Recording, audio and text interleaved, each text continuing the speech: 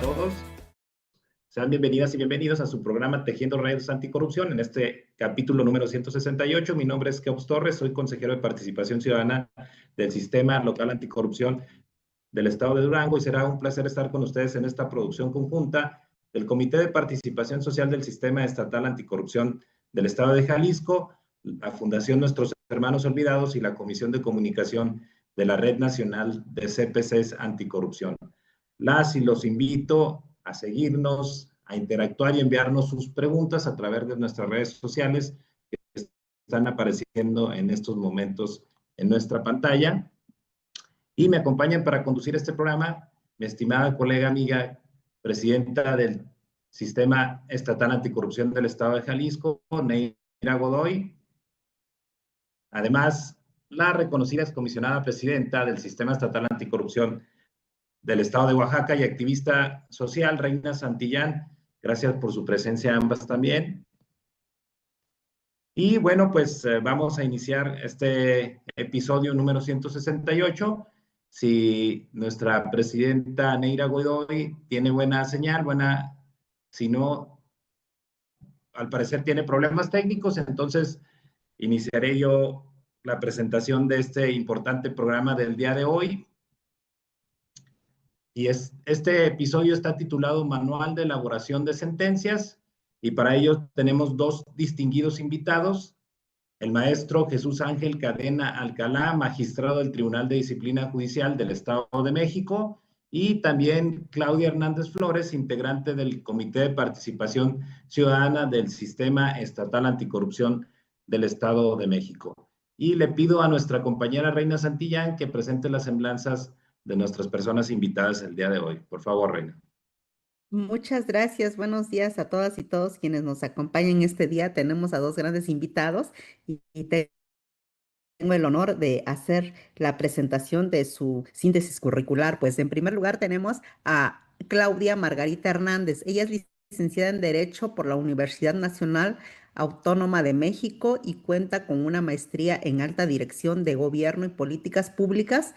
Además, posee en alta dirección de gobierno y políticas públicas un máster en estudios anticorrupción y compliance, otorgado por la Academia Internacional Anticorrupción en Luxemburgo, Austria. Ha sido certificada en el estándar de competencia EC 1057 para garantizar el derecho de acceso a la información pública por conocer y cuenta con estudios en protección de datos personales, transparencia y combate a la corrupción. Imparte clases en la Facultad de Derecho de la Universidad Autónoma Estado de México y ha realizado diversas publicaciones sobre lenguaje ciudadano y ha dictado conferencias sobre ética pública. Actualmente se desempeña como integrante del Comité de Participación Ciudadana del Estado de México del Sistema Estatal Anticorrupción. Del mismo modo, forma parte de la Comisión de Vinculación de la Red Nacional de Comités de Participación Ciudadana. Pues ella es Claudia. Enseguida tenemos a maestro Jesús Cadena Alcalá. Él es maestro en Derecho Constitucional y actualmente está como magistrado del Tribunal de Disciplina Judicial del Estado de México. También estuvo como secretario de Estudio y Cuenta de la ponencia del magistrado Felipe de la Mata en 2025. De igual forma, estuvo como director de capacitación interna y carrera judicial de la Escuela Judicial Electoral en 2024. Es maestro en Derecho Electoral de la Escuela Judicial Electoral. También tiene la maestría en Derecho Constitucional y Derechos Humanos del Centro Carbonell 2022. Pues como ven, tenemos a dos grandes invitados con bastante conocimiento. Pues te regreso los micrófonos, mi estimado Keops. Muchas gracias, Reina. Invitados de lujo, muchas gracias a ambos por su presencia. Y para continuar con este programa, voy a explicar cómo lo vamos a desarrollar. Estará dividido en 4 secciones. La primera será el Manual de Elaboración de Sentencias del Tribunal de Disciplina Judicial del Poder Judicial del Estado de México. La segunda será la coordinación e intercambio de experiencias. La tercera será el impacto ciudadano y el futuro. Y la cuarta, una reflexión de cierre. Magistrado Jesús Ángel Cadena, contextualícenos un poco sobre qué es el Manual de Elaboración de Sentencias del Tribunal de Disciplina Judicial del Poder Judicial del Estado de México y cómo se organiza para la orientación de la elaboración de sentencias claras, si es tan amable. Muchas gracias. Pues primero, desde luego, muy agradecido por esta amable invitación, por poder participar con ustedes en este programa. Desde luego, querido Keops, te agradezco mucho la amable presentación. También a la licenciada Reina Santillán por las palabras de presentación de mi síntesis curricular. Y a mi querida amiga Claudia Hernández Flores, pues gracias por abrir el espacio y por poder colaborar y dialogar sobre este tema.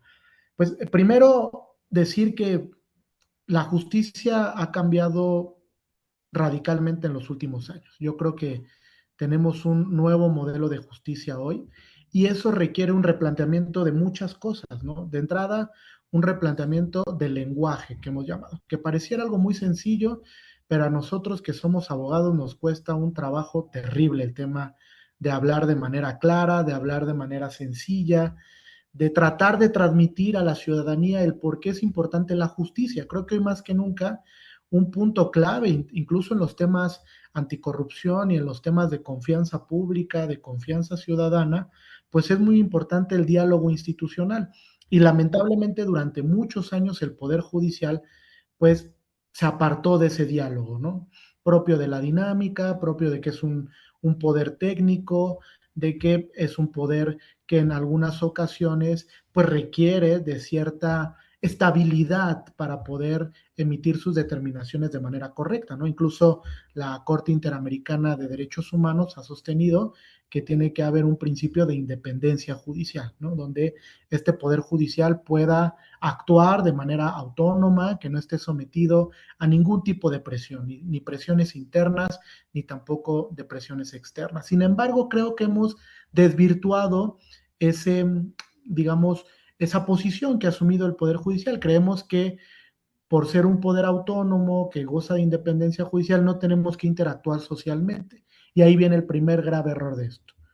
El segundo punto importante es que la forma en la que se redactan las sentencias, una decisión que adopta un juez, una jueza, un magistrado, una magistrada, tiene una gran carga tanto dogmática como también de formación, digamos, filosófica de la persona juzgadora. ¿A qué voy? Dependiendo de cómo se forme la persona juzgadora, es como regularmente va a emitir sus decisiones. Y aquí viene pues un trasfondo que es importante, es decir, México, de dónde viene, qué sistema ha adoptado normativamente, etcétera, para poder encontrar una respuesta. Y lo primero que hay que decir a la audiencia es que nosotros pertenecemos a los sistemas del civil law, ¿no? Esto se entiende como estos sistemas románico-germánicos que pues tienen una tradición muy formalista. El abogado en México es excesivamente formalista, excesivamente técnico y también a veces, en muchas ocasiones, es excesivamente complejo su lenguaje. Y esto se traslada a la función judicial. Si se han dado cuenta, en los últimos años, un lenguaje que parece distinguir al Poder Judicial es que solo hablamos a través de las sentencias, ¿no? Incluso lo van a encontrar en muchos espacios, ¿no? El Poder Judicial se legitima a través de sus sentencias, el Poder Judicial habla a través de las decisiones, no necesita interactuar con la ciudadanía porque cumple ese rol técnico. Sin embargo, creo que nos hemos equivocado en ese sentido. Y el replanteamiento de esta parte que OPS es cambiar la forma primero en la que hacemos las sentencias, cambiarla rotundamente. Puede que esto pueda resultar hasta cierto punto incómodo, pero ahora voy a dar algunos ejemplos, ¿no? Porque si tú traes una práctica de 50, 30, 20 años redactando de una manera y que de repente llega alguien y te diga esto que estás haciendo no está del todo bien y lo tienes que cambiar, pues suele incomodar, ¿no? Pero hemos visto que esto da resultado para replantear muchas cosas y ahorita les pongo un ejemplo muy claro. Y el segundo es que si nos encaminamos hacia un lenguaje de lectura sencillo, de lectura ciudadana, que es a lo que estamos apostando incluso ahorita que está el debate de la reforma judicial, creo que es muy importante que se entienda que las sentencias son un instrumento de cambio social. Si no se entiende a las sentencias como un instrumento de cambio social, difícilmente el Poder Judicial va a poder conectar con la gente. conectar con la gente, porque un juez no puede salir a la calle como un político, ustedes lo saben. O sea, no puede andar prometiendo pues que va a dictar una sentencia en un sentido o en otro, o andar asesorando a la gente, no se puede, ¿no? Porque hay una prohibición en la Constitución. Es decir, uno de nuestros principales motores de comunicación social son las sentencias. Y estos instrumentos tienen que ser de fácil lectura. Si las sentencias como instrumento de comunicación judicial con la ciudadanía no son de lectura fácil, nunca nos vamos a entender. ¿Y qué va a propiciar? Que a la gente no le interese el poder judicial. Y eso que traerá como consecuencia que si vamos a la elección en 2028, como se pronostica, pues la gente no va a salir a votar, porque no le va a interesar el poder judicial. No le interesa elegir un juez, una jueza, un magistrado, una magistrada, un ministro o una ministra de la Suprema Corte. Entonces ahí viene un replanteamiento muy importante.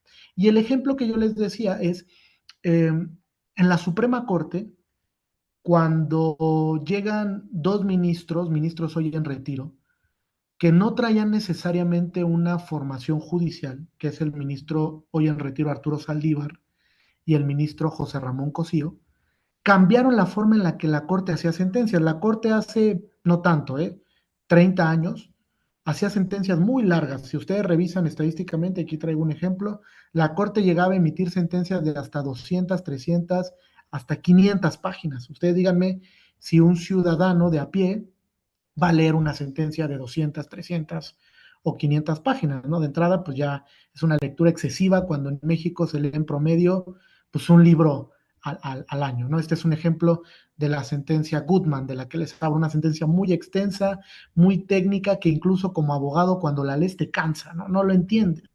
Entonces, si tú como abogado, como abogada no entiendes el lenguaje técnico de esa sentencia, pues un ciudadano o una ciudadana que no ejerce el derecho, mucho menos la va a entender.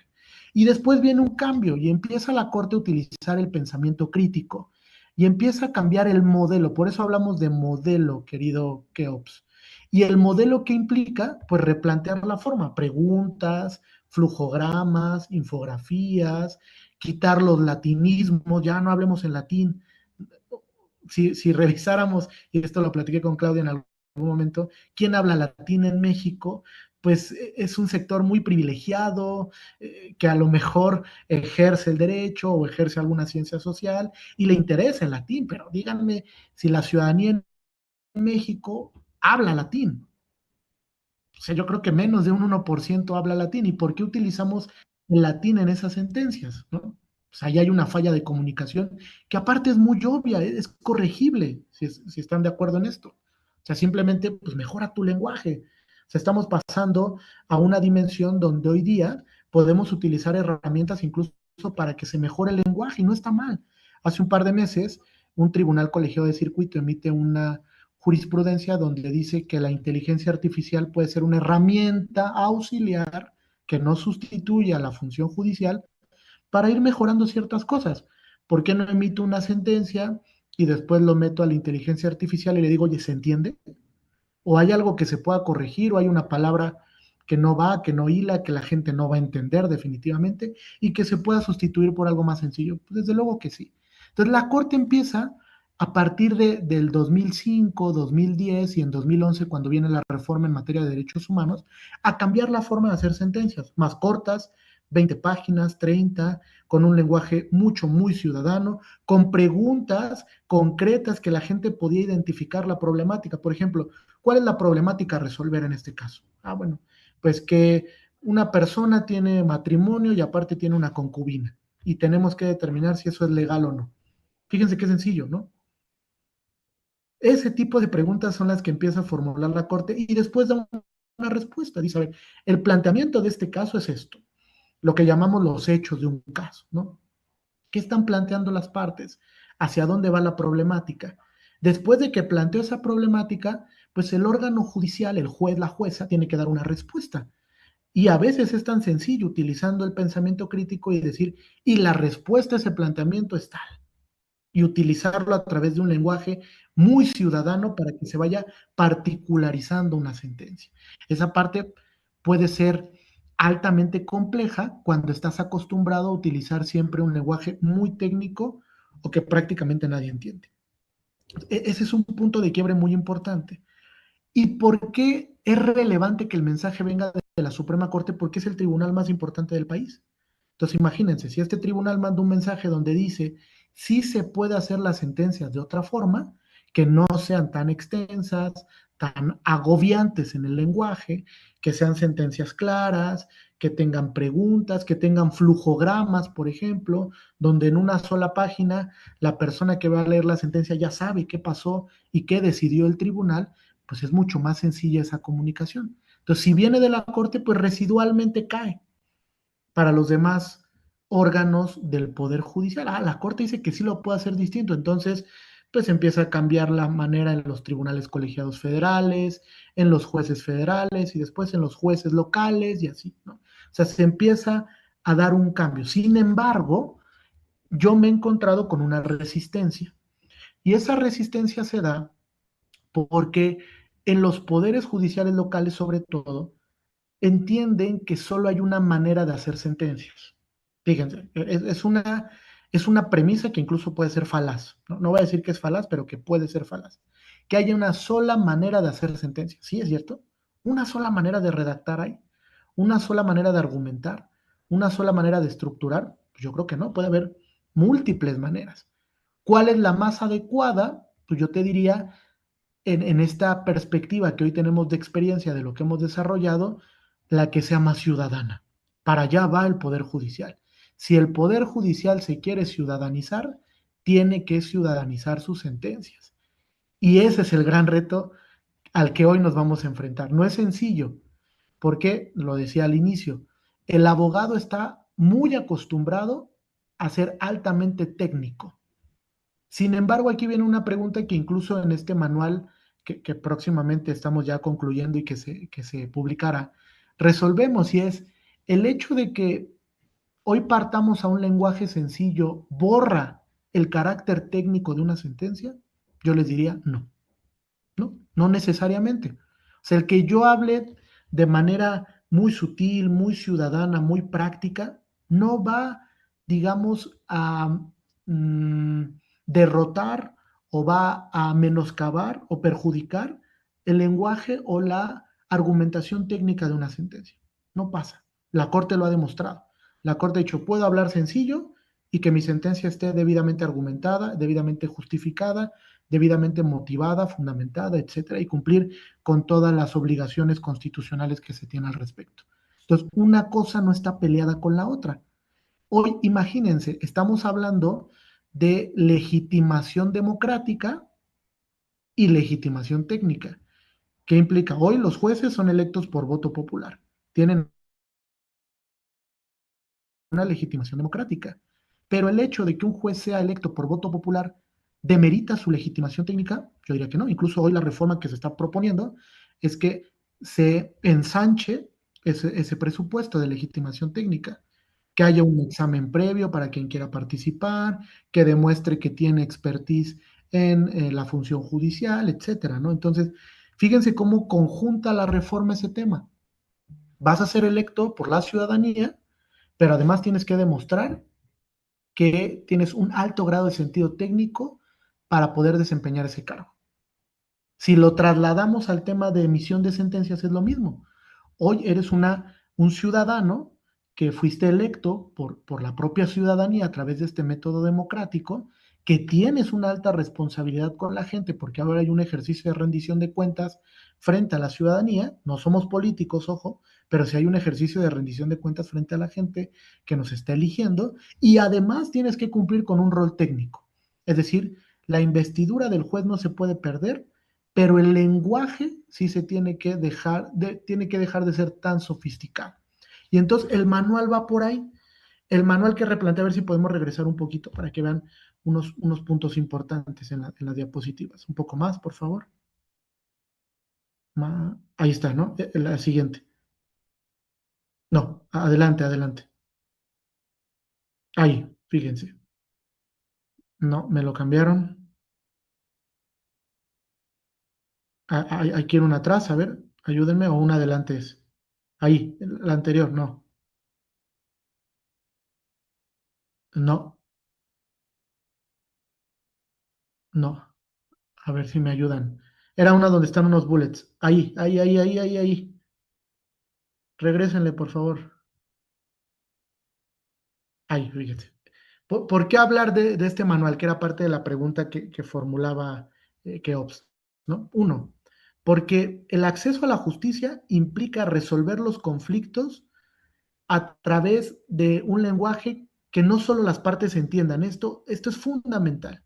O sea, la sentencia no solo la tienen que entender los involucrados, no sé si estén de acuerdo, pero si hablamos de cambio social, pues la sentencia no solo va dirigida a las partes, va dirigido a todo el mundo, a todo el que le interese el Poder Judicial y que sea capaz de, a través de un sistema de transparencia, poder conocer el resultado de esa decisión, pero además entenderlo. Yo he entendido la transparencia judicial en ese sentido y me han criticado porque muchos dicen la transparencia judicial implica publicar sentencias. Ahí están las sentencias, la gente las puede ver. Si les interesa, pues que la gente vaya y las descargue y las consulte. Híjole, creo que no, esa transparencia no es útil, ¿no? La transparencia judicial implica, sí, que todo tiene que estar disponible, pero además que se tiene que entender lo que se está plasmando en una decisión. Porque si yo transparento una sentencia que nadie entiende, díganme si eso es transparencia. Pues yo creo que no, estamos fallando ahí en algo, ¿no? Entonces la transparencia implica, sí, todo lo que hace el Poder Judicial debe de pasar de una opacidad a un criterio de máxima transparencia que hoy está en la Constitución, pero además a través de un lenguaje ciudadano, porque eso es acceso a la justicia, ¿no? Segundo, que el lenguaje claro y las sentencias de fácil lectura, fíjense, sentencias de fácil lectura, y hay un juego de palabras que yo en algún momento discutí con Claudia. Sentencias de fácil lectura, no de lectura fácil, porque el modelo de sentencias de lectura fácil lo hemos entendido como emito una sentencia muy técnica de 50 páginas y a la par una sentencia de una página que incluso no forma parte de la decisión, donde explico ese documento que no pude explicar previamente. Fíjense qué tan complicado es. Se emitió una sentencia, nadie la entiende, y después emito otra como en alcance para ver si así la entienden. Híjole, pues tú solito te complicas la vida. ¿Por qué no mejor emites una sentencia de 20 páginas que todo el mundo entiende y te evitas de tener que estarle explicando después a través de otro mecanismo que incluso te va a quitar tiempo, hay saturación en el Poder Judicial, etcétera? Sentencias cortas, concisas, incluso en Argentina, algo que hemos visualizado y que incluso está en el manual, es que hay una obligación de que las sentencias no sean de más de tantas páginas, y eso no está mal, ¿no? O sea, una obligación donde te dice, tus sentencias, Poder Judicial máximo tienen que ser de tantas páginas. Y al abogado que también va a los tribunales le dice, tus demandas tienen que ser de no más de tantas páginas, y no te voy a prevenir para que lo acotes, lo aclares o lo sistematices. Eso no está mal, porque es cíclico al final y beneficia a todo el mundo. Una pregunta que yo he hecho cuando hablo de esto, si yo les pongo dos sentencias, una de 100 páginas y una de 20, ¿cuál resulta más atractiva de entrada para su lectura? Pues la de 20, ¿no?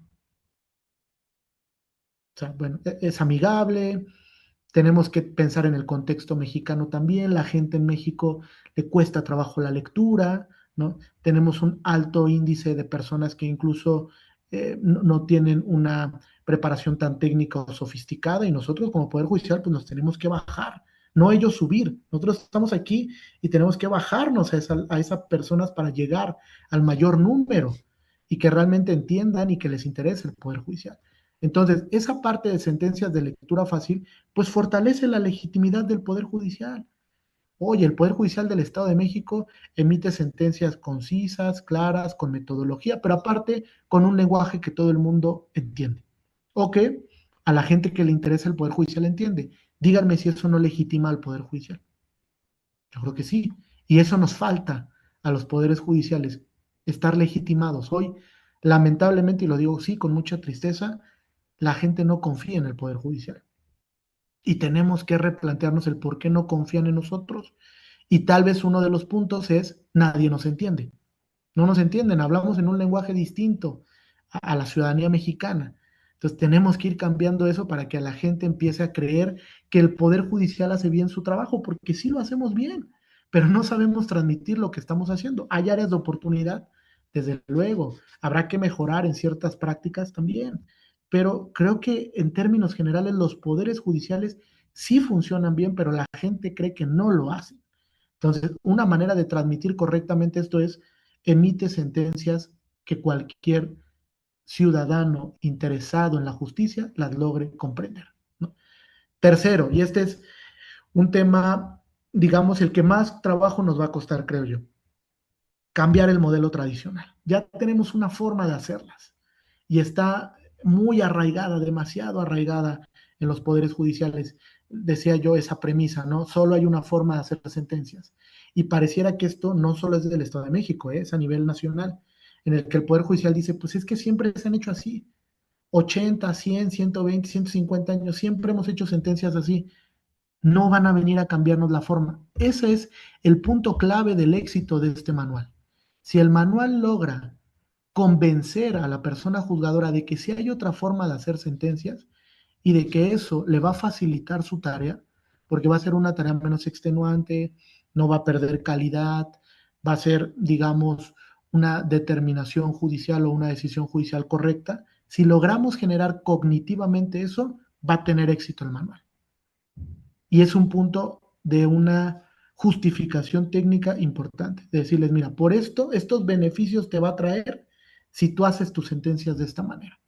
Vas a ahorrar tiempo, eh, si te la impugnan, esa decisión va a estar debidamente justificada, hay nuevas técnicas de argumentación, hay nuevas técnicas de interpretación, etcétera, etcétera. Darle todas esas herramientas, porque incluso el objetivo del manual, y esto sí creo que tiene que ser un punto muy claro, es que está dirigido al Poder Judicial, porque si el manual se aterriza bien en los poderes judiciales, eso va a generar un incentivo hacia afuera. Así quiero que lo veamos, ¿no? Si se cambia la manera al interior de hacer sentencias, ineludiblemente la gente va a estar más contenta con lo que hace el Poder Judicial.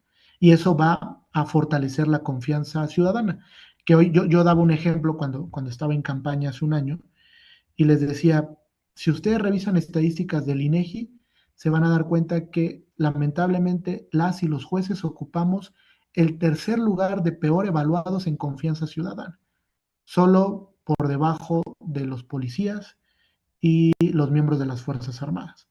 Y es terrible que el Poder Judicial en confianza ciudadana esté en ese tercer lugar de peores evaluados. Hay que mejorar para estar ahora en el primer lugar de los mejores evaluados, ¿no? Pero sí hay muchos factores que giran alrededor y me decían, bueno, es que la gente no sabe qué hace un juez. Pero ¿de quién es el error? ¿De la gente o del Poder Judicial? Pues creo que las instituciones son las que deben de transmitir qué es lo que hacen, ¿no? De ahí viene un diálogo permanente que hay que fortalecer y creo que cambiando ese modelo tradicional lo podemos hacer de manera extraordinaria. Y el cuarto punto es que este manual de sentencias, si bien lo que busca es eliminar los tecnicismos, eliminar ese alto grado de lenguaje sofisticado que hoy existe en las decisiones, lo hace a través de digamos, una visión de que esto no afecta algo que llamamos razonamiento judicial. O sea, aunque tú cambies la forma en la que redactas, si tú modificas la forma en la que argumentas, si tú modificas tu lenguaje, eso no va a afectar el razonamiento que tú haces en la sentencia. Te lo garantizamos. El manual te da los elementos, es un manual práctico que tiene diagramas, que tiene estructura, que te dice cómo conducirte cuando vas a analizar un caso. A, B, C, D, E, el paso a paso, el checklist de lo que tú tienes que revisar cuando emites esa decisión. Y eso es lo que puede llamar la atención, ¿no? Sobre todo para aquellos que o llevan muchos años en el Poder Judicial o están iniciando, ¿no? Que dicen, oye, yo nunca he hecho una sentencia. ¿Qué se revisa cuando se va a hacer una sentencia? O el juez que dice, yo he hecho siempre estas sentencias de una forma, pero ahora encuentro una manera más sencilla, me quita menos tiempo, hay una reordenación metodológica, me explica el paso a paso de cómo lo tengo que hacer, pues me interesa, ¿no? Sobre todo si se toma en cuenta, y esto lo sabe muy bien el foro, pues que los poderes judiciales estamos rebasados, es una realidad. El índice de la media internacional es que tenemos que tener por lo menos 10 personas juzgadoras por cada 100,000 habitantes y en muchos estamos en 2 o 3 por cada 100,000 habitantes. El Estado de México es un monstruo, ustedes lo saben, y la realidad es que un juez que recibe 8,000 o 9,000 asuntos al año, pues no tiene la capacidad de respuesta. hay una saturación del sistema.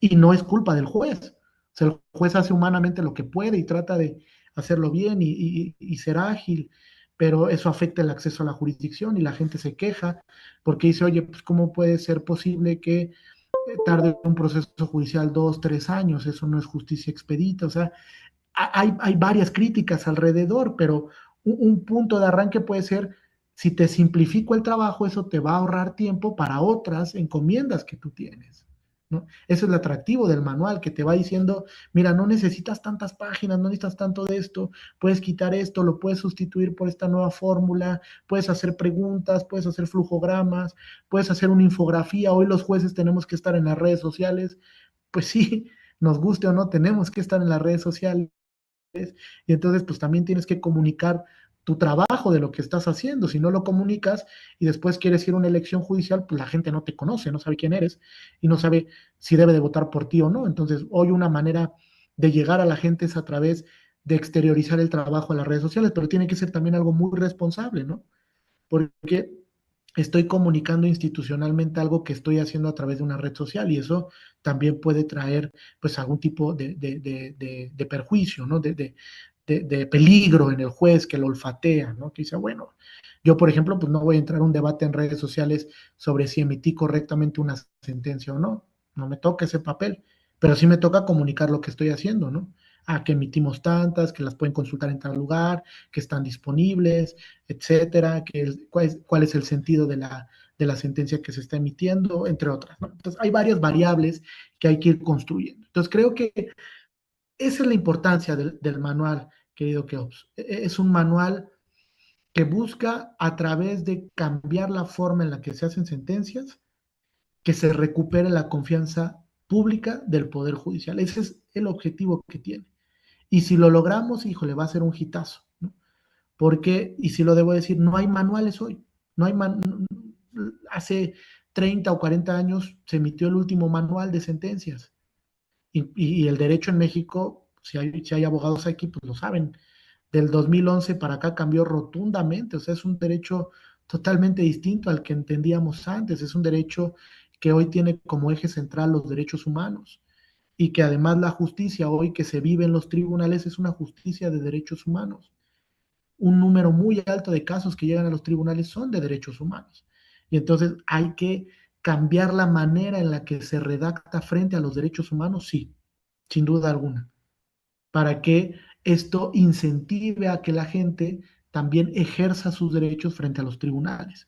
Es un aliciente para que la gente se convenzca de que los tribunales están a su disposición, y de que cualquier tema que tengan donde estimen que se violan sus derechos, va a haber un tribunal que lo escuche y que resuelva a través de una manera ciudadana, ¿no? Entonces, digamos que de ahí va este tema del manual y de la importancia que tiene.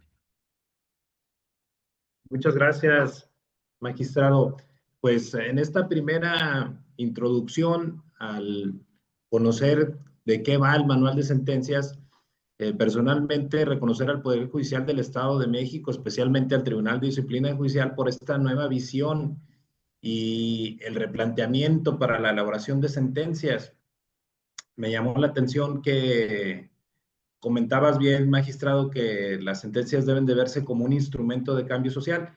Entonces, pues sé que no debe ser sencillo para ustedes, sé que debe haber muchas resistencias, que pues se mantiene ese estilo, vamos a decirlo, arcaico, y sin embargo, pues ustedes están insistiendo y están haciendo estas propuestas de vanguardia. Entonces, felicitarlos. Y pues bueno, pasaríamos a la siguiente pregunta. Querido Kiops, me Adelante, toca estimada reina, me adelante. toca hacer el resumen. Buenos días, puedo diferir, ¿verdad? Sí estamos en una libertad de expresión, ¿verdad? Sí, por supuesto. Fíjese que con lo que usted comenta, escuché atentamente como una ciudadana. Este, Ojalá en su manual haya una justificación de todo esto que plantea usted, que de alguna manera, pues los derechos humanos hoy en día se están viendo muy vulnerados, tanto en México como en muchos países. Y esto de la propuesta que usted trae, este, pues borra toda la formación jurídica del derecho germánico, romano, anglosajón Ujú. y todo eso, ¿no? Y entiendo yo que la transparencia, pues no es cómoda. O sea, nadie ha dicho que la transparencia es cómoda. La transparencia es muy incómoda y entiendo yo que dentro de ese mismo manual se va a hablar de cómo se va a sustentar esas dos hojitas de resumen del lenguaje ciudadano. Se va a Ujú. argumentar toda la parte científica, disciplinaria, de investigación y de formativa Ujú. de quien redacta la sentencia para ahora sí hacer un resumen ejecutivo.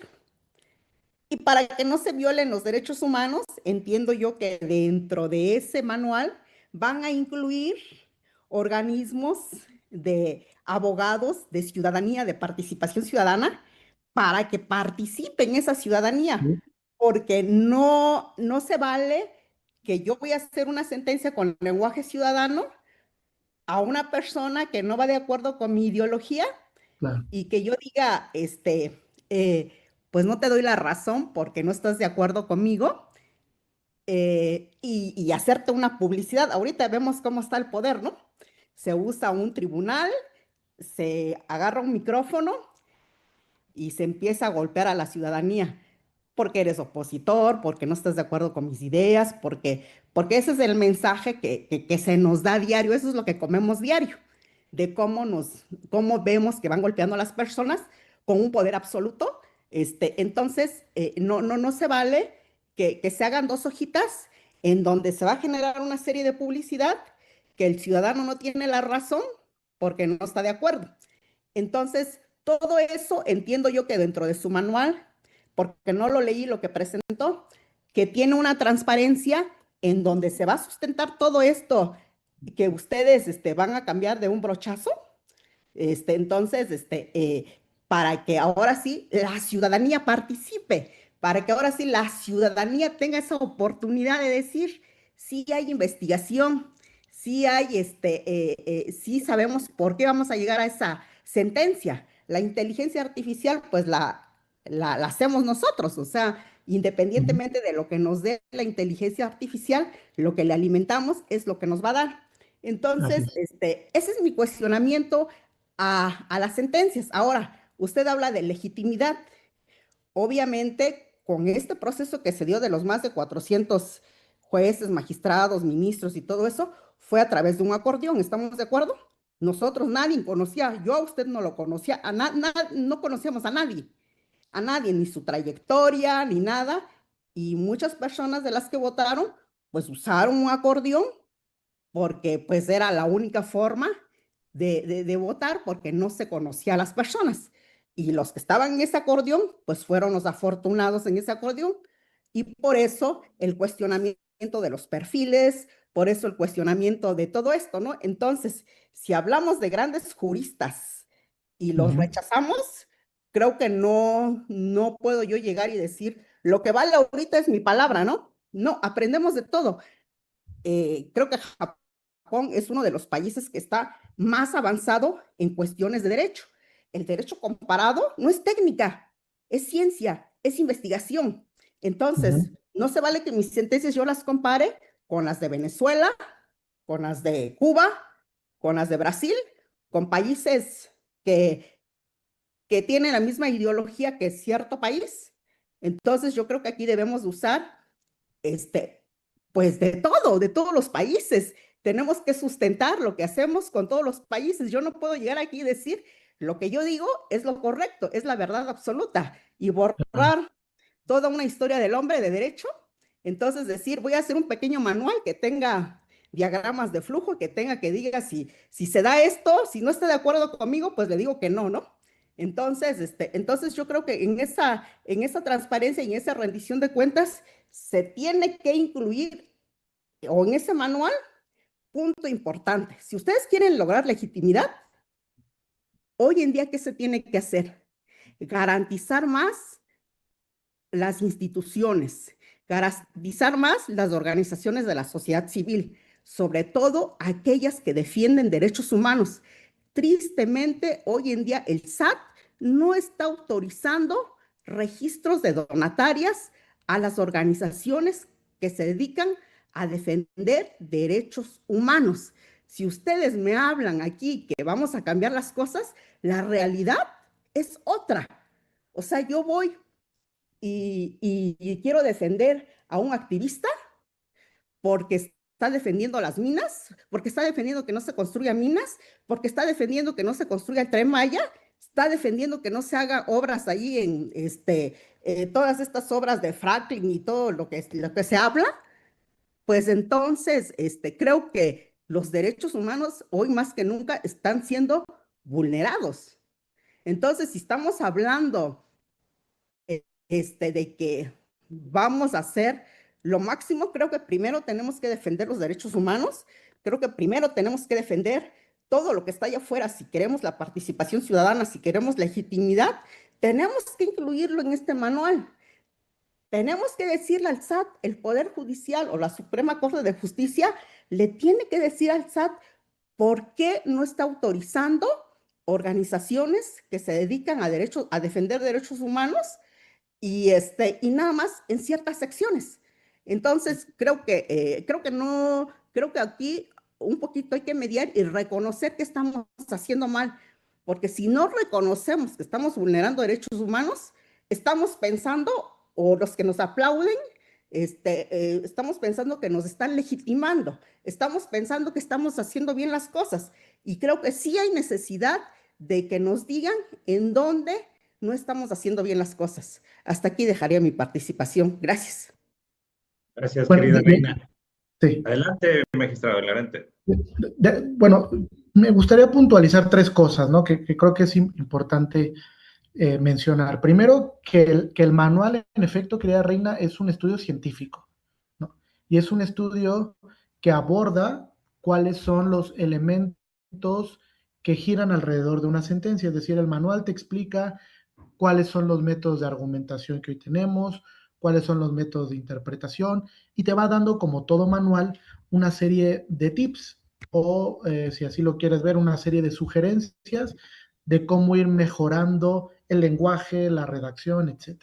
Ahora, cuando yo hablaba de superar, de pasar de la tradición jurídica que tenemos, de los sistemas del civil law, de los sistemas románico-germánicos, creo que me refería, o si no lo puntualizo, a que se va diluyendo un poco, ¿no? O sea, va cambiando el derecho, pues no es lo mismo el derecho romano de hace muchos años a lo que estamos viviendo hoy en día, por ejemplo, en América Latina, ¿no? Que es nuestra referencia más próxima, y de cómo se están aplicando hoy los nuevos criterios para emitir sentencias. Entonces tenemos que ir cambiando, porque el derecho como ciencia social es cambiante, es dinámico. Decía con Keops yo que las sentencias buscan ser agente de cambio social, porque a través de una sentencia se puede cambiar la realidad de un grupo, una categoría sospechosa, un grupo en situación de vulnerabilidad, etcétera, ¿no? Con que yo emite una sentencia, eso puede dar pauta a que se cambie una problemática social muy profunda. Recuerdo un par de casos cuando la Corte emite esta sentencia donde determina la inconstitucionalidad del orden de los apellidos, que dice, pues es incorrecto que un código civil diga que primero va el apellido paterno y después el apellido materno porque genera ciertos estereotipos, estigmatiza el rol de la mujer. Pues resuelve el caso la sentencia, pero si te das cuenta genera un cambio, donde vuelve visible a la mujer en el núcleo familiar y dice, pues la mujer puede decidir, es una decisión del núcleo de familia, es una decisión de la vida privada, pero el hombre no está por encima de la mujer. O sea, es una sentencia de cambio social que visualiza que puede existir un problema alrededor y que puede dar una respuesta no solo al caso, que eso es importante, una respuesta que va más allá de resolver esa problemática o esa controversia, ¿no? Entonces, lo que busca el manual es dar ese tipo de herramientas para que la persona juzgadora, a través de un análisis científico, técnico, de derecho comparado, hoy en las sentencias, por ejemplo, no sé si sabían, pero se utiliza también doctrina, se suele citar doctrina en una decisión judicial, etcétera, la manera correcta en la que vas a dialogar con otro tribunal, como decía muy bien Reina, ¿no? Si voy a dialogar con una sentencia de la Corte Suprema de Japón, pues tengo que saber cómo hacerlo, y el manual te dice cómo hacerlo. cómo utilizar el derecho comparado, cómo utilizar la doctrina correctamente, cómo utilizar las nuevas técnicas de argumentación, cómo ponderar derechos. O sea, son temas técnicos, pero buscando como punto central clarificar el lenguaje y reitero, para mejorar. Yo soy uno de los principales críticos de que las cosas no están tan bien, pero de que vamos mejorando, para ir mejorando la perspectiva del Poder Judicial frente a la gente. Y hacia allá estamos transitando, ¿no? No se va a dar de un día para otro, pero sí estamos haciendo cosas para que suceda. Y tal vez antes no pasaba. Hoy sí estamos, por lo menos en el Poder Judicial del Estado de México, buscando recuperar la confianza pública frente a la gente. ¿Nos va a costar trabajo? Sí, pero por lo menos ya estamos implementando políticas para que de a poco esto vaya mejorando, ¿no? En el punto de la elección, reitero, o sea, tenemos que intentar homologar, conjuntar el tema de la legitimación técnica con la legitimación democrática, ¿no? Y eso es un tema muy complejo y que hoy se está discutiendo también en torno a la reforma judicial, ¿no? También yo creo, y esto lo he dicho en muchos espacios, que sí el Poder Judicial tiene que buscar una mejor forma de comunicarse con la gente, pero también la gente se tiene que involucrar con el Poder Judicial. La gente no puede seguir con esa apatía de decir, pues a mí no me interesa quién es mi juez, quién es mi jueza o mi magistrado o mi magistrada, no. Yo creo que hoy más que nunca nos tiene que interesar a todos. Ustedes que están en el sistema anticorrupción saben que el combate a la corrupción no solo es institucional, o sea, si no va hacia afuera, si no va con la ciudadanía, difícilmente se va a poder lograr un cambio importante. Entonces, lo que buscamos hoy sí es que a través del Poder Judicial haya mejores canales de comunicación, pero que la gente también se involucre con la justicia, que la gente diga, sí me interesa porque en algún momento de mi vida voy a llegar a un tribunal, ¿sí o no? En algún momento. O no yo, pero sí un familiar, y si yo fallezco, pues entonces mi familia va a tener que ir a un tribunal para resolver el tema de mis bienes, de mi sucesión. O sea, en algún momento sí o sí de nuestra vida, directa o indirectamente, vamos a necesitar de la justicia o ya lo necesitamos. Entonces, eso nos tiene que obligar a involucrarnos con la justicia, todos. Y esa es una tarea que no solo le corresponde al Poder Judicial, sino que corresponde a la ciudadanía en general. Y más allá de críticas, ¿no? Yo no voy a hablar si estamos a favor o en contra de la elección popular de jueces, porque ese es un tema que constitucionalmente ya está. Pero sí lo que les puedo decir es que a través de la elección judicial nos obliga como ciudadanos involucrarnos con la justicia. Porque hoy tenemos, y lo dijo muy bien Reina, que informarnos para ver los perfiles y elegir correctamente a quienes queremos que estén ahí y que no alguien más tome la decisión por nosotros.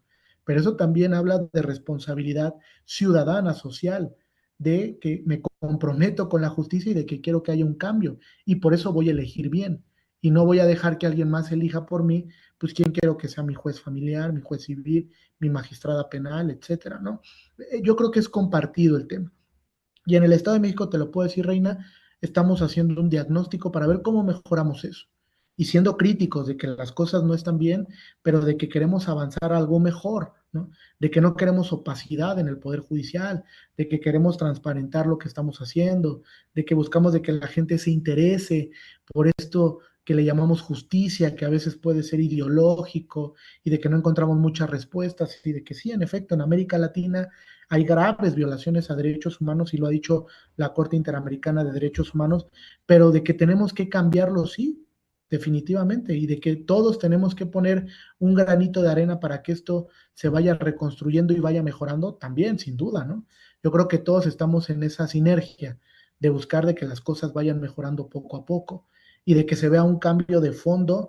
Por lo menos a mí lo que me preocupa como magistrado del Tribunal de Disciplina Judicial es que mejore la administración de justicia, que poco a poco la calidad de la atención a los usuarios, de cómo se emiten las sentencias, de cómo se trata a la gente, de que se vaya convencida la gente de que se le está prestando un buen servicio, eso sí me interesa.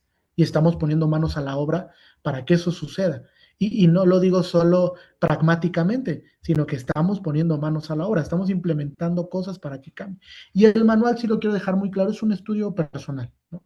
No es un estudio institucional. O sea, es una propuesta de Jesús Cadena que busca como magistrado que vaya cambiando la forma en la que se hacen sentencias, ¿no? Es un estudio científico, es un libro, que lo que busca es, mira, aquí hay otra forma de ver el derecho y de ver la manera en la que hace sentencias. Si quieres la puedes tomar, si no, pues también estás en libertad de decidir, pues no, yo sigo con la fórmula que tengo antes, etcétera. Pero por lo menos ahí te dejo una espinita de que las cosas sí se pueden hacer distintas y de que se pueden hacer para generar mayor confianza con la gente, ¿no? Hablando de confianza institucional, y ustedes que están en el sistema anticorrupción, pues saben que esto de la confianza ciudadana, pues es algo muy difícil, que durante muchos años no se trabajó, no le interesaba tanto a las instituciones trabajar confianza pública, ¿no?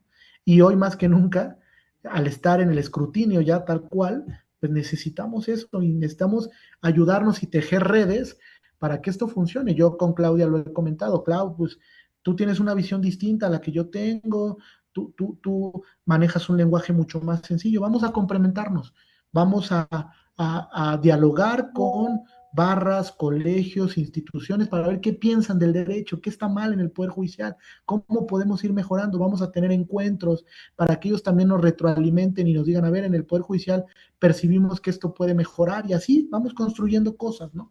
Entonces, la idea de ese manual es esa conjunción de criterios, de estándares, de visiones, para ver que se puede hacer el derecho de forma distinta, ¿no? No es una verdad absoluta, no es que el manual que esté construyendo dé todas las respuestas, tampoco va a pasar desde luego, pero por lo menos va a poner un granito, ¿no? De decir, miren, aquí se puede hacer de manera distinta, se puede ir mejorando, tomen lo bueno de esto, critiquen lo que puede ser criticable y vamos construyendo el diálogo, así es. Si no soportamos la crítica, si no soportamos el diálogo institucional, pues creo que nos equivocamos de lugar, ¿no? Estamos en un lugar en el que no debemos estar, porque tenemos que soportar la crítica de la ciudadanía y mejorar. De eso se trata, ocupar un espacio público. Yo como joven estoy muy consciente de eso, de que es una alta responsabilidad el dialogar con la gente para ver qué está bien, qué está mal y cómo podemos ir hacia adelante, ¿no? Muy amable, magistrado. Pues efectivamente el tema que nos ocupa principalmente pues es la presentación de esta iniciativa de la creación de un manual que, que nos están explicando nuestros participantes y entonces pasaríamos ahora a hacerle una pregunta a nuestra participante, a Claudia Hernández, y que tiene que ver precisamente en cómo fue elaborado este manual. Claudia, ¿cuál es la finalidad de utilizar lenguaje claro o ciudadano en la elaboración de sentencias? ¿Qué utilidad tienen entonces este nuevo paradigma que están planteando en el Poder Judicial del Estado de México? Si eres tan amable. Claro que sí, Keops, con muchísimo gusto. Antes de iniciar, quisiera agradecer y contextualizar también a quienes hace favor de seguirnos, quien nos está viendo, que contamos con la presencia muy activa y además participativa de nuestros colegas de los sistemas municipales anticorrupción. Solamente por mencionar algunos, agradecemos la presencia de nuestros colegas de los sistemas municipales de Coacalco, de Tlanepantla, de Lerma. Por ahí también vi a Teoloyucan, San Felipe del Progreso, Jocotitlán, Jiquipilco, Ixtlahuaca.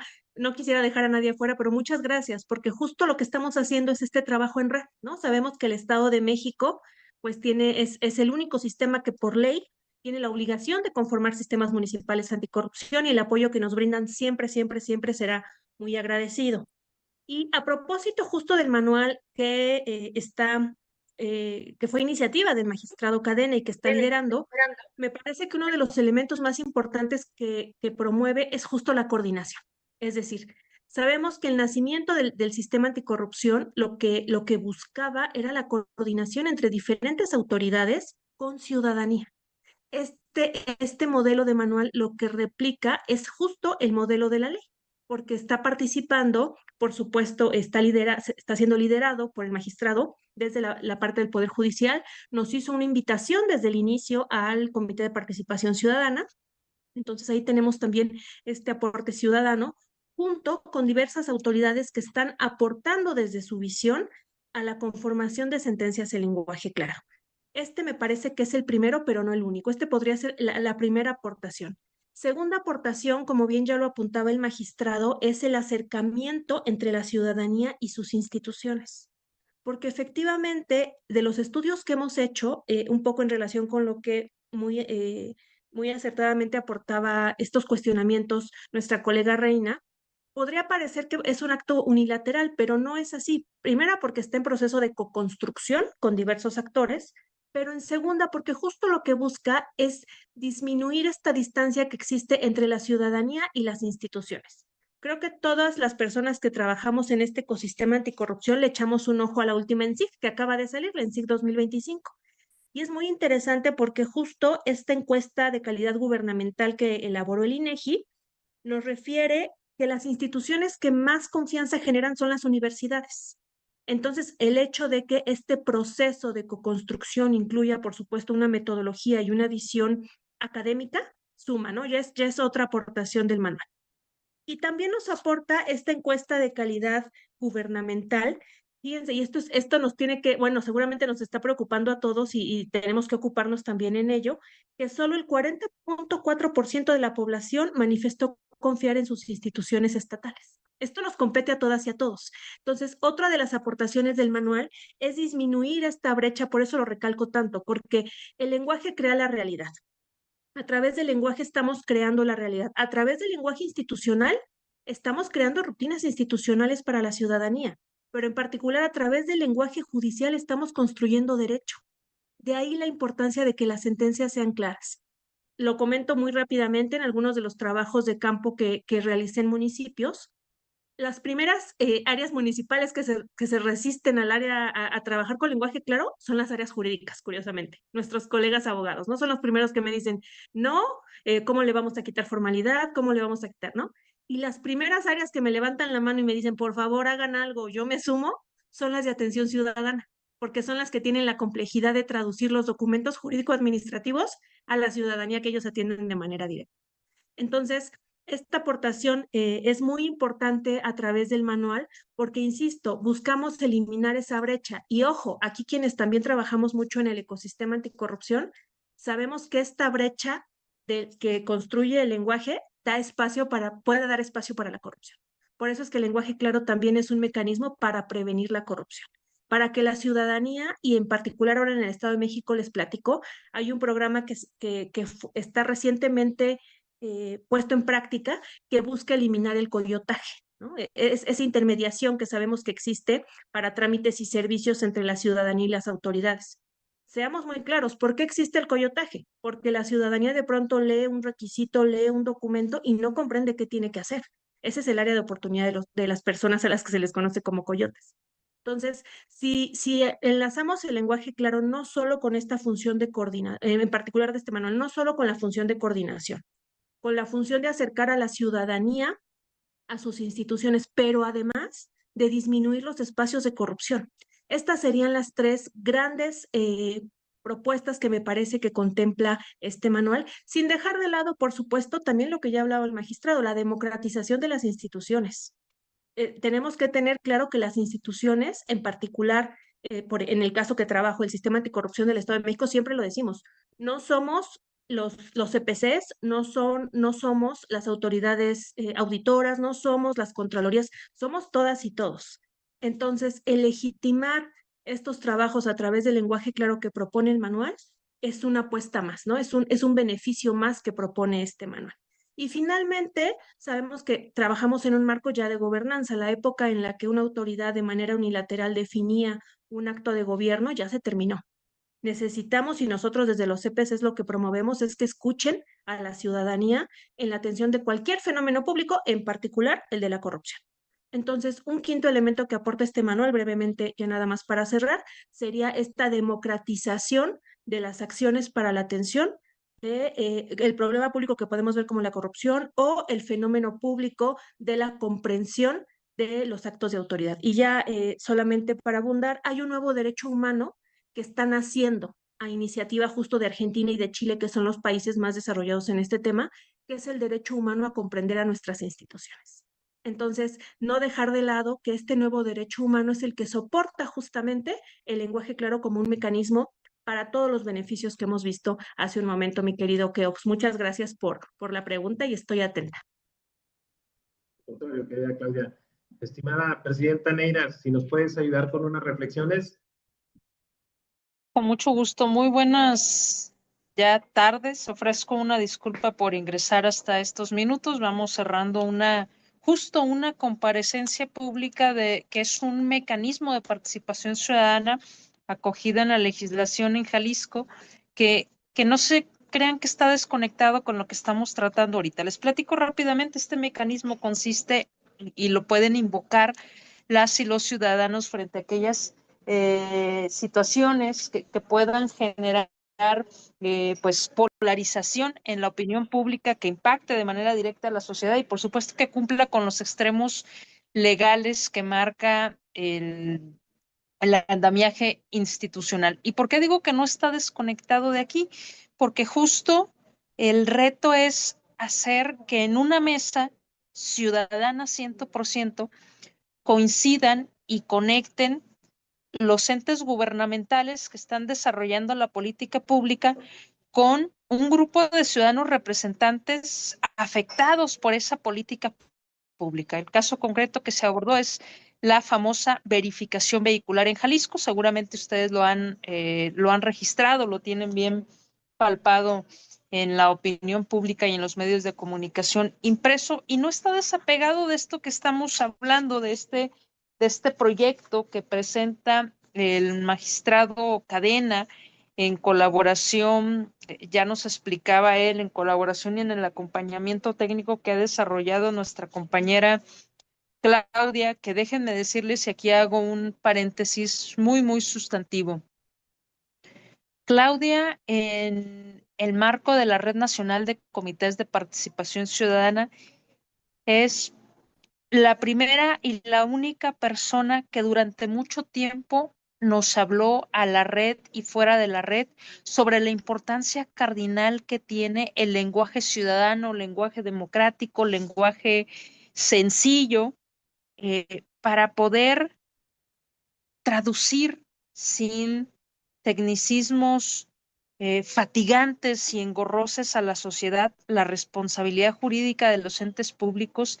Y me da muchísimo gusto hoy conocer este producto que, como bien lo decía el magistrado Cadena, no es perfecto, es un producto perfectible, pero que sin lugar a dudas conecta un batazo significativo, porque no todas las instancias tienen la madurez institucional y menos aún la madurez personal de algunos líderes que forman parte de la organización del sector público de asumir el reto, integrar un documento que pueda sentar precedente y que pueda mandar ecos y mensajes muy, muy importantes. El diálogo con la sociedad es importantísimo. El diálogo con la sociedad se realiza a nivel de cancha, a nivel de territorio, que el actuar de las instituciones cambian vidas para bien o para mal, que el actuar de las instituciones puede sentar un precedente por décadas. Lo que hoy se está hablando aquí, 27 de mayo de 2026, puede cambiar un precedente, como sucedió el 27 de mayo de 2015. Justo hoy, ustedes recordarán, estamos cumpliendo 11 años efectivos de que nació el Sistema Nacional Anticorrupción. Eso que se hizo hace 11 años sigue marcando una agenda. Y esto que hoy se está dialogando, este producto perfectible, ajustable, que hoy nos están compartiendo, este manual de sentencias, sentará un precedente. Y esta discusión y este debate rico, eh, que esperemos que sea escuchado por otras voces críticas y por otros oídos, que no nos lleve, estimado Keops, estimado magistrado Cadena, estimada Claudia, estimada Reina, que no nos conduzca a la fatiga democrática. Sigamos hablando de esto que nos duele, sigamos hablando e incomodando a aquellos actores que hoy tienen la voz pública y que tienen la gran virtud de escuchar las diferentes opiniones que se tienen. Yo cierro mi intervención justo diciendo eso, estimado Keops, compañeras, compañeros y nutrida audiencia. Este es uno de los programas en los que hemos tenido más audiencia. Estamos rompiendo rating. Que todas estas acciones del lenguaje ciudadano e incluyente también nos permitan conectar con la democracia, nos permitan conectar con los derechos humanos y que nos alejen de la fatiga democrática. La ENSIG da datos muy reveladores y crudos. Ayer lanzaban un estudio en el Instituto Nacional Electoral y refleja que pareciera que hoy los países del siglo XXI están viviendo democracias de 1978. Muchas gracias a todas y a todos. Te regreso los micrófonos, Keops. Presidenta, muchas gracias a ti. Y bueno, por razones de tiempo vamos a pasar a la parte de las preguntas del público participante. Insisto, por razones de tiempo quizá no nos sea posible darles micrófono a todos, pero si alguno tiene alguna pregunta, alguna participación, este es el momento. Iniciaríamos desde luego con nuestra compañera Reina Santillán y mientras vamos revisando lo que está en las redes sociales. Adelante, estimada Reina. Nada más para dejar sobre la mesa, ¿no? Para quienes nos acompañan y para nuestros invitados. Antes del manual, ¿no sería importante fortalecer nuestras instituciones como el Sistema Nacional Anticorrupción, que de alguna manera, pues se nombren los comités de selección a nivel nacional, que se nombren los integrantes que hacen falta, que los estados no destruyan los sistemas estatales de anticorrupción, que la justicia esté ahí presente, ¿no? Antes de un manual, que hablemos de la realidad, de lo palpable, ¿no? Porque en el manual quizás pueda ser utópico, ¿no? Entonces, que regrese un órgano autónomo como el INAI, ¿no? Así como el INAI estaba muy cerca de la ciudadanía y si hablamos de una gobernanza, pues requerimos urgentemente de un órgano autónomo y no que un órgano de transparencia sea parte de quien ejerce los recursos, sea parte del Ejecutivo. Eso no nos da confianza ciudadana, no va conforme a lo que dice el 134 constitucional. Entonces, que regrese el Coneval, que es el que mide el desempeño de las instituciones. Entonces, que no se destruyan instituciones, que la justicia no podrá hacer algo para defender y para fortalecer esas instituciones antes de hablar de su propuesta a magistrado o meterlo dentro de ese mismo manual, que hable de la confianza, como bien dijo usted, de la confianza ciudadana, pero a través del fortalecimiento de esas instituciones. Y el Sistema Nacional Anticorrupción es totalmente ciudadano, vino de la ciudadanía, la propuesta fue de la ciudadanía. ¿Por qué no aceptarlo como tal? ¿Por qué rechazarlo? ¿Y por qué la justicia ve esa destrucción? No sé si sea con orgullo, no sé si sea con tristeza, que no haga nada la justicia por defender en los estados esos sistemas de anticorrupción. O sea, yo me pregunto, porque el discurso, el speech puede ser una cosa, ¿no? Pero la realidad es otra, porque yo aquí puedo venir a aplaudirle, decir, bravo, bravo, su manual, perfecto, ahí vamos, la ciudadanía. Pero si yo veo que se está destruyendo el Sistema Nacional Anticorrupción, se destruyó el INAI, se destruyó el Coneval, la Comisión de Desaparecidos no tiene presupuesto, no puede hacer nada y cada día incrementa más madres buscadoras porque cada día hay más desapariciones y que no lo reconozcamos en nuestros datos y que manejemos otros datos y que el INE de alguna manera ya está capturado por el Estado, así como otras instituciones y que los objetivos de desarrollo sostenible nos dan una agenda internacional y nos dice, fortalece las instituciones, alíate con la ciudadanía. ¿El manual no podrá hablar algo de eso?